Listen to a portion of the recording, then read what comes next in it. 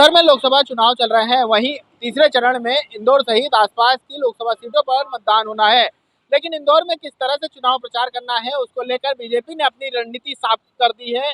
इंदौर के आसपास की सीटों तक किस तरह से पहुंचना है, उसको लेकर जहां अलग अलग तरह की तैयारी की जा रही है, तो वहीं इंदौर में बड़े बड़े कटआउट प्रधानमंत्री नरेंद्र मोदी के लगा दिए गए हैं। यानी कि बीजेपी ने अपनी स्थिति साफ तौर पर स्पष्ट कर दी है कि प्रधानमंत्री नरेंद्र मोदी के चेहरे पर ही एक बार फिर मतदाता के बीच बीजेपी जाएगी। आप देख सकते हो बड़े बड़े कटआउट में बाकायदा विभिन्न काम जो प्रधानमंत्री नरेंद्र मोदी की सरकार ने की है उसका जिक्र किया हुआ है। चाहे वो चंद्रयान की सफलता का जिक्र हो या 12 करोड़ किसानों को सम्मान निधि मिलने की बात हो, या साथ ही बीजेपी के द्वारा जो अलग अलग तरह की गारंटी योजनाएं चलाई जा रही है उसका भी जिक्र इन कटआउट के माध्यम से यहाँ पर बताया गया है। बता दें, इस दौर के इस राजकुमार ब्रिज पर तकरीबन 5 कटआउट इस तरह के प्रधानमंत्री नरेंद्र मोदी के लगे हुए हैं। साथ ही इन कटआउट में एक बात और देखने को मिल रही है, इसमें प्रधानमंत्री नरेंद्र मोदी का चेहरा रखा गया है। किसी भी प्रत्याशी का जिक्र इन कटआउट में नहीं किया गया है। यानी कि सीधी सी बीजेपी की पॉलिसी है कि इस बार का चुनाव भी प्रधानमंत्री नरेंद्र मोदी के चेहरे पर